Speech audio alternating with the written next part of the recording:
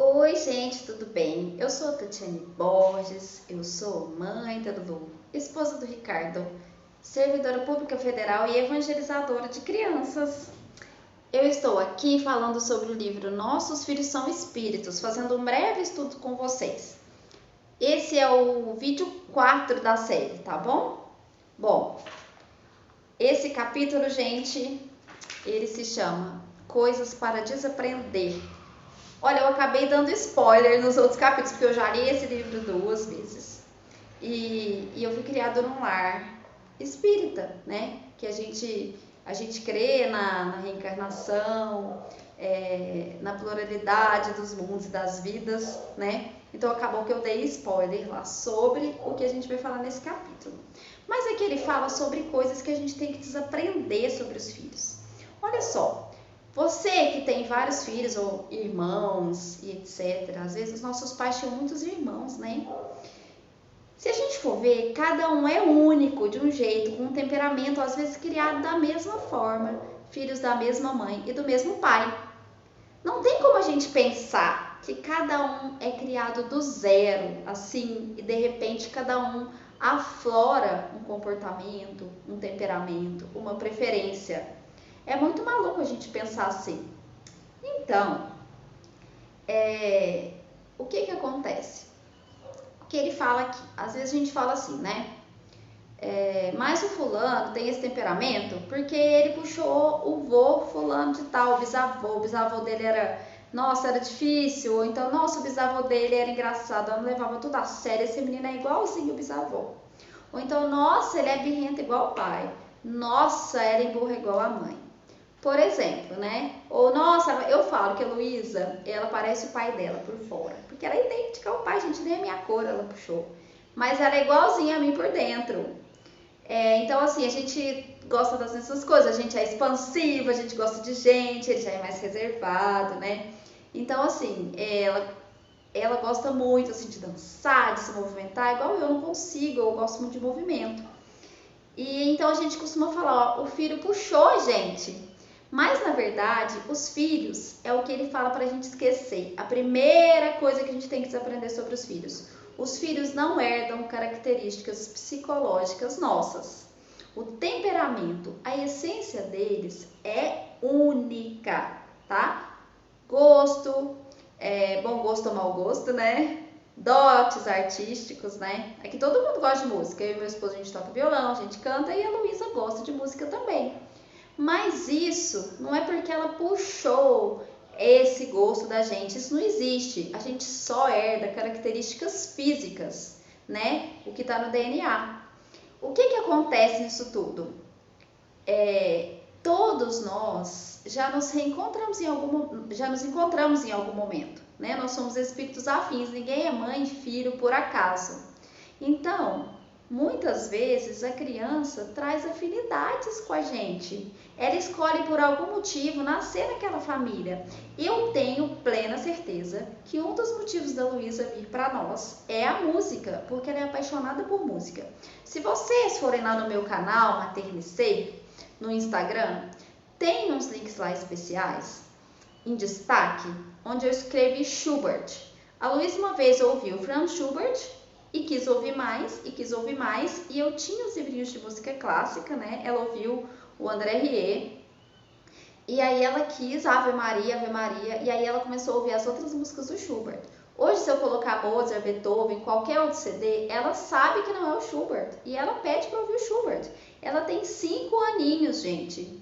E isso começou aos 4 aninhos.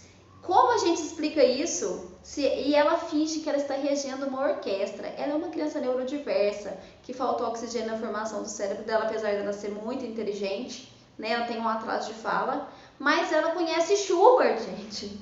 Ela conhece qual música é do Schubert. Como você me fala que essa criança nunca teve contato com uma música do Schubert? É a primeira vez que ela vê isso? Como uma criança brinca de regente, de que está regendo uma orquestra, ou às vezes ela dança como se ela estivesse dançando um balé. Ela nunca fez balé, eu vou até colocar ela no balé agora. Mas, como que uma criança, que você me explica dela gostar de Schubert, né? É muito incomum isso. Então eu tenho certeza que ela já teve contato com isso. Eu não precisei desaprender isso, mas eu quero que você desaprenda todas essas coisas. Eu não, o autor está ensinando aqui pra gente, viu, gente? Os nossos filhos, né? A segunda coisa que ele fala para desaprender, eles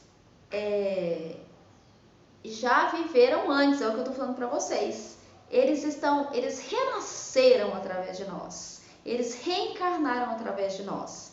Eles não é a primeira vez que eles estão aqui e nem em contato com a gente, certo?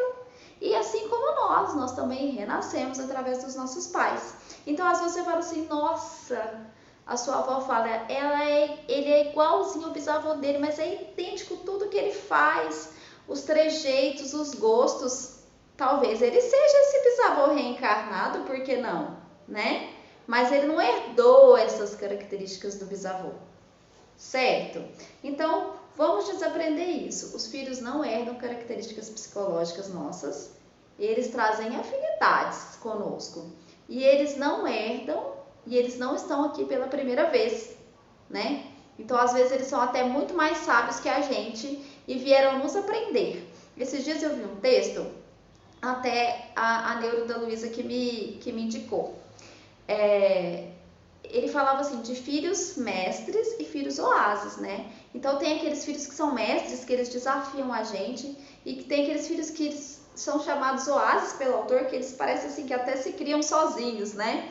Então, os filhos são mestres nossos não só nos desafios que eles nos apresentam, mas às vezes eles têm muitas coisas a nos ensinar mesmo. Às vezes são espíritos mais maduros, né? Tem um caso de uma amiga minha que ela estava separando do marido, já tinha um filhinho e ela engravidou de novo e ela ficou desesperada, né? Ela tinha acabado de retornar para o mercado de trabalho. E aí no centro que a gente frequentava, eles falaram para ela, essa criança nem precisava nascer, ela veio por amor, ela veio para unir vocês. E quando essa criancinha nasceu, gente, o pai ficou tão louco com aquela criança que a família se refez. Ele voltou a ser dedicado para a esposa, para outro filho, arrumou um emprego melhor, ela continuou no mercado de trabalho e hoje eles vivem uma vida tão linda. E vocês pensam, e ela estava achando que a criança seria um problema. E foi dito a ela, essa criança nem precisava reencarnar, e foi pura verdade, gente, a criança transformou a família.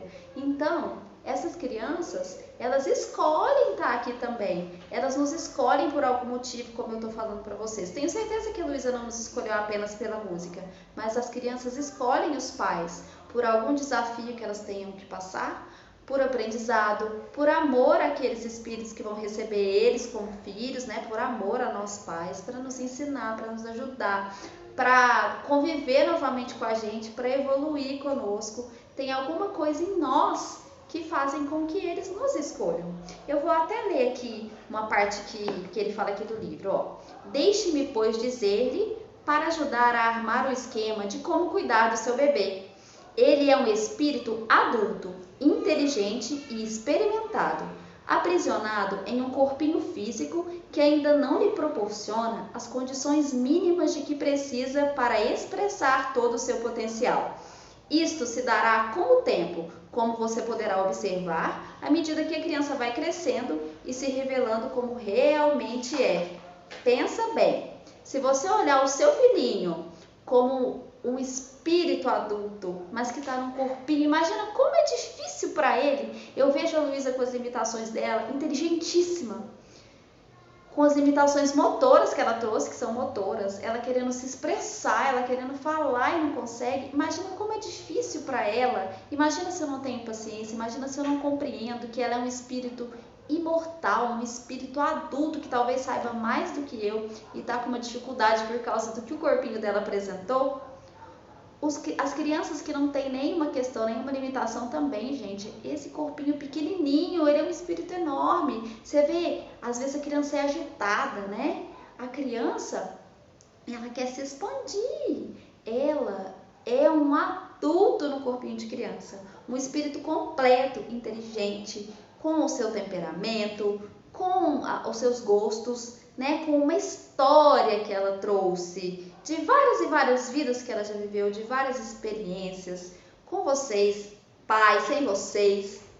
Então, Quando a gente vê o filho de uma forma tão rica, às vezes a gente para de ser pai um pouco arbitrário, né?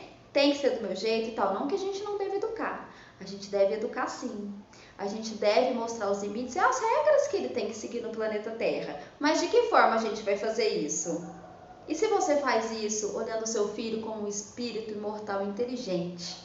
Se você conversa com ele como você conversaria com um espírito adulto, né? Se você também tenta compreender o que ele tem para te mostrar, não é uma riqueza? Então vamos desaprender isso, né? Os filhos não herdam características psicológicas nossas e eles não nasceram, eles renasceram e talvez eles já sejam até muito mais evoluídos que a gente e vieram para nos ajudar. Imagina uma mulher que pensa em fazer um aborto, se ela sabe que aquele filho nem precisava vir e ele veio apenas para melhorar a vida dela.